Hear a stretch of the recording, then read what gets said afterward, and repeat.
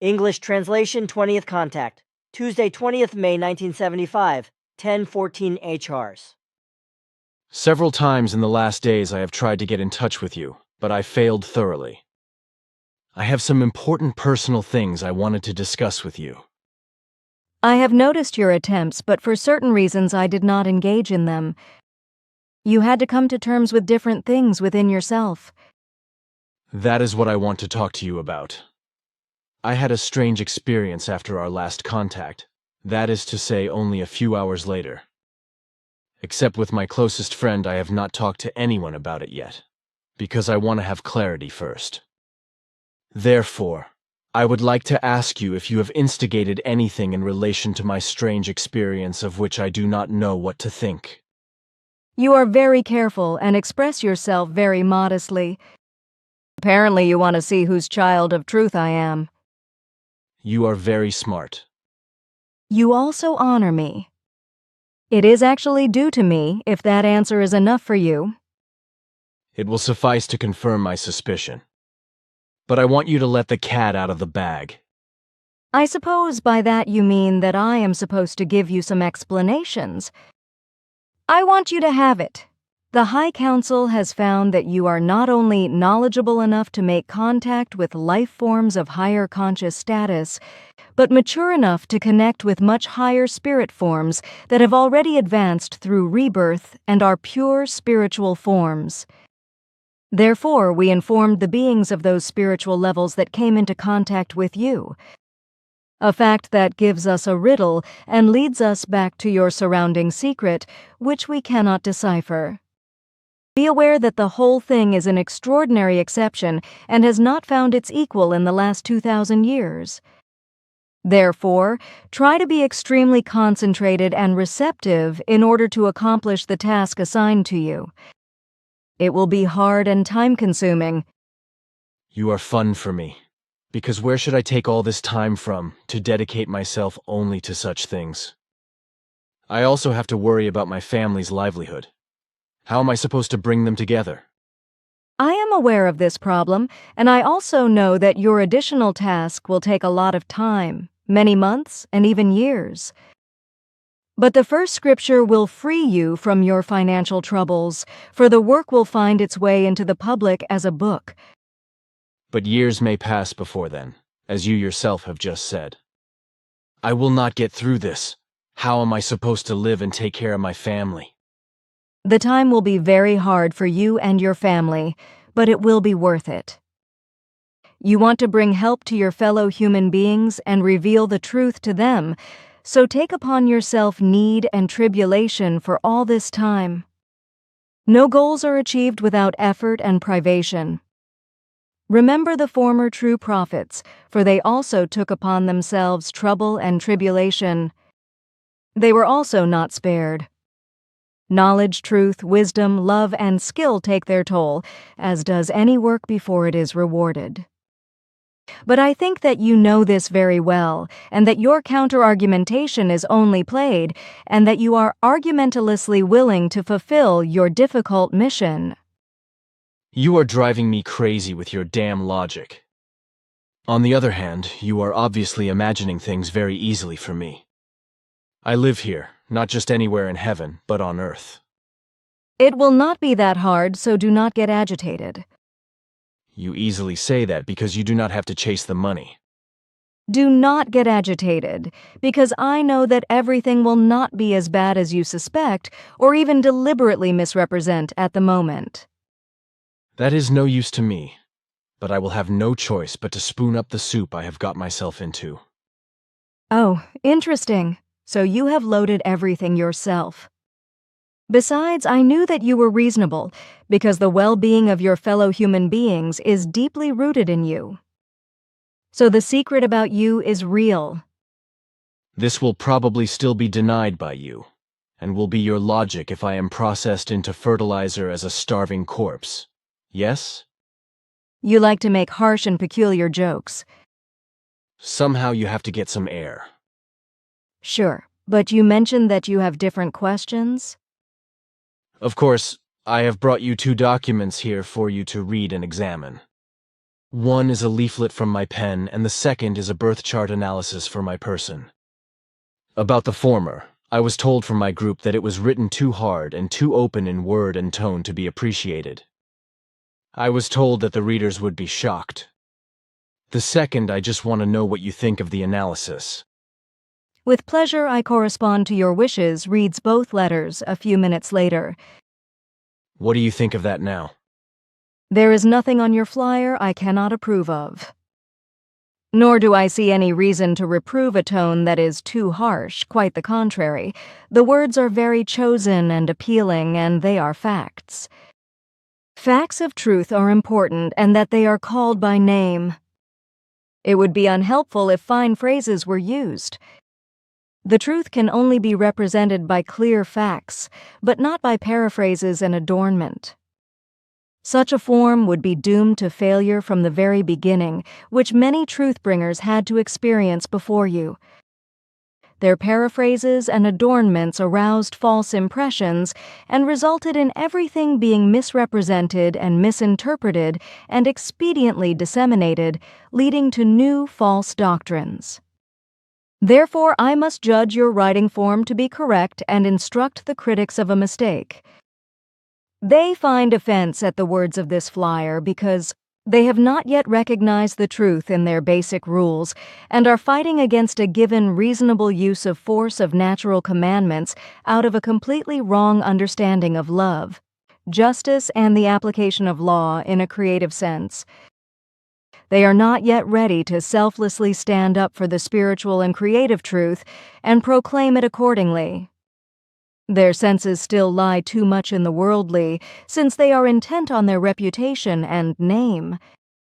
They may love the truth, but to represent it in openness means something different to them. We do not want to create a global truth organization or in a short time flood your world inhabitants with the truth, because such an enterprise would not be useful for our cause. Only small groups are useful when their members are fully and totally truthful. Through them, the truth will slowly be spread and will encompass humanity over generations and centuries. You only do the basic preparatory work.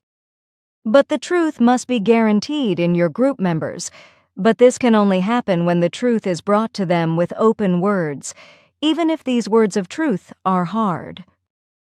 But this gives the certainty that no doubts, false doctrines, and wrong views undermine the meaning of the matter, which is of crucial importance. It is therefore advisable that further pamphlets be distributed according to this model, because in a different form and spoken with fine tongues, it would only be harmful. The group members, both present and future, who are destined for the mission, should be careful to grasp and champion the truth in its toughness, for only this is useful. The truth is hard and can never be presented in words of gentleness. They should bear that in mind.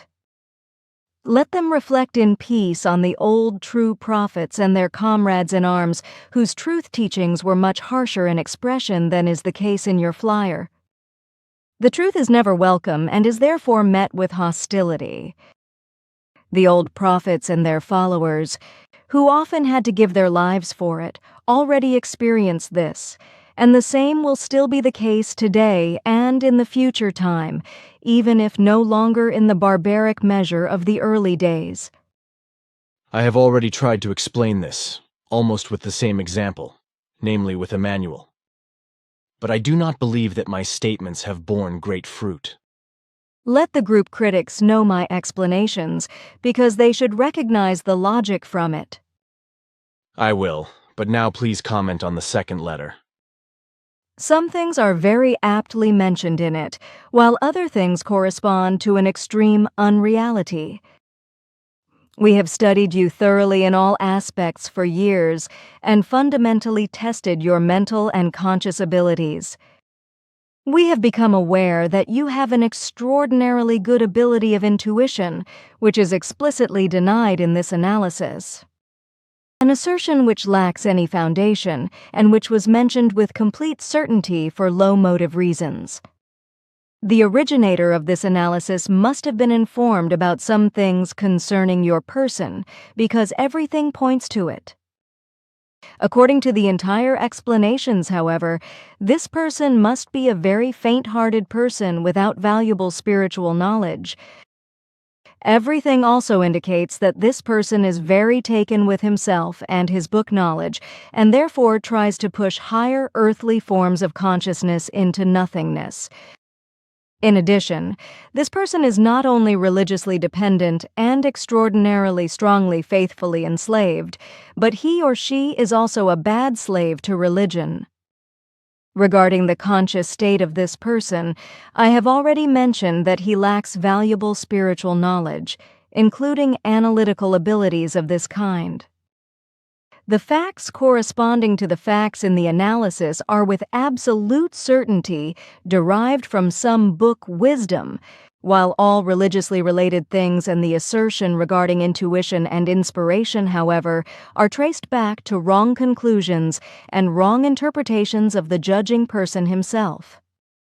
In view of her religious decadence, self-assertiveness, and knowledge of certain things concerning you, she was to some extent compelled to demand strict religious standards and to deny you her own abilities. This person believes that he or she is able to assert himself or herself against you, and does not know that he or she is as subject to an evil fallacy as in reference to his or her religious decay. Thank you, Simyase. That was more than I actually wanted. All I asked was your opinion on the analysis. But with all your speech, you flatter me very much, and I feel like a Superman. Why are you telling untruths? How do you mean that? I just realized you said things you did not feel. There are no thoughts or vibrations of feeling in you that would testify to the truth of your words. My analysis evaluation leaves you completely cold, and you have no feelings or thoughts that you are more than yourself. You simply took note of my assessment and found only regret for the person making the assessment. But nothing has pointed out that you would feel even a minimal substance more or bigger.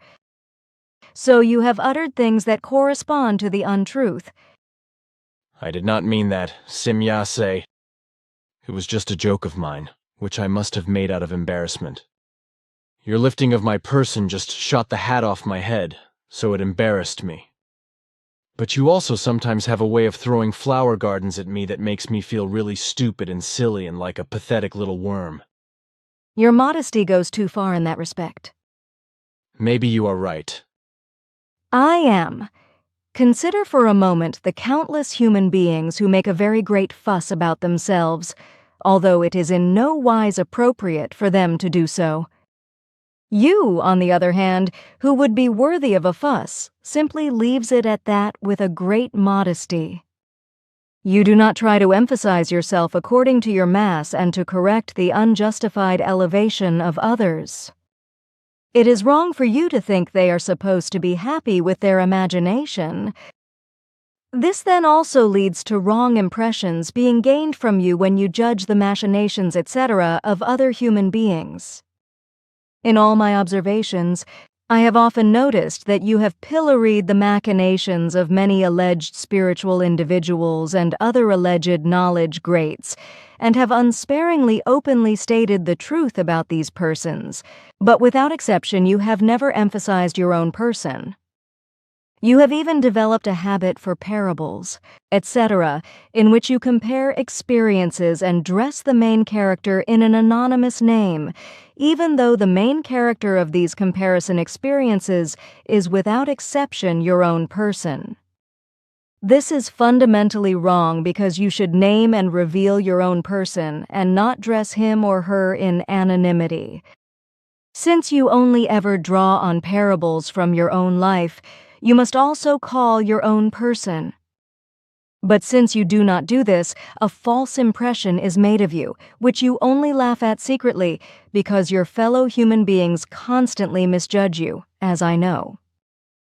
This also results in the appearance that you would not accept and never accept the conduct and work of others, although this is in no way the case. Do not be so humble in the future, but stand by your abilities. Name your person in your parables because you do not need to hide in anonymity. According to your terms, you are more than just a hero, even if you do not want to admit it.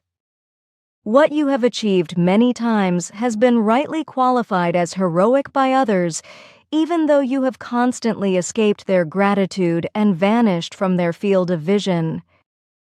Special feature Tuesday, 20th May 1975, 13H4HRs. Lying on the sofa in hypnotic sleep, I was jolted awake by my children rushing in. They screamed that a helicopter was flying around our house. When I got up and went out to look, I saw things confirmed. Only about 100 meters above the ground, a white helicopter was circling around and constantly flying at our house. From all sides it curved over the house, obviously being filmed by the pilot with a film camera with a telescopic lens. I watched this strange-looking operation for about 15 minutes, using my defective binoculars, but I was not able to see everything clearly. 2 nights before, I had lost a rubber lens while observing UFOs, so my vision was severely impaired.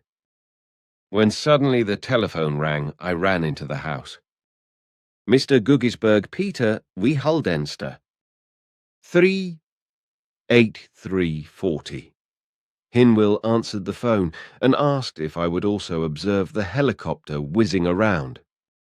He, in turn, would do so and had noticed that the pilot, in addition to the filming apparatus, was also holding a fork of larger dimensions out of his flying apparatus, whereby this fork looked like a radiation detector. I then observed the helicopter again and found that Mr. Guggisberg's information was confirmed, even though I was not able to see things very clearly through the defective binoculars. The helicopter continued to circle around for another good 15 minutes before it took off and disappeared to the west. After some time, however, it reappeared in the cloudless sky and circled over the whole village for another 10 to 15 minutes before it finally disappeared. I could not make out the exact name of the helicopter, but it seemed to me that the sequence of letters was something like HX, ICD, which I could not confirm with any certainty because the vision of my defective binoculars left far too much to be desired.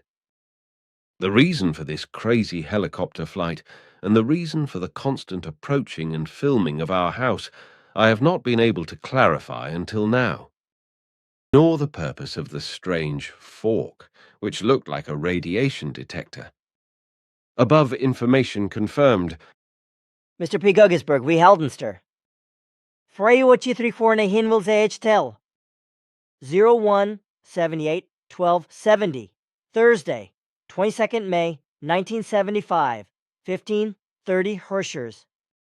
I was torn away from my typewriter by a loud engine noise. A large helicopter flew low towards our house from the east and flew over us at an altitude of only 100 to 150 memes, heading towards Wetzikon. The aircraft was clearly a Swiss Army helicopter. It is not a... Now make a point. I do not like your lecture because I cannot just get out of my skin. On the other hand, it is not up to me to brag about any actions or experiences. These things just disgust me, and I also find it idiotic. I do not care if certain people judge me as stupid. In the end, they have to be happy with their own attitudes. If their mind is not sufficient to grasp the truth because they do not take the trouble to do so, then that is not my thing. I cannot and will not force them to accept the truth. You should also not force anyone to tell the truth. That corresponds to their correctness. But it is neither idiotic nor disgusting if you do not deny your own person. Is that what you call it? Sure, because you are denying yourself in those things. Damn it, how am I supposed to do that if I keep my mouth shut and do not even mention my name about certain things? I will discuss this with you later, because not everything should be put down in writing. As you wish. You got very agitated. Of course, how could it be otherwise? Actually, I wanted to tell you more things from the spiritual teachings today, but under these circumstances, I do not see myself in a position to do so.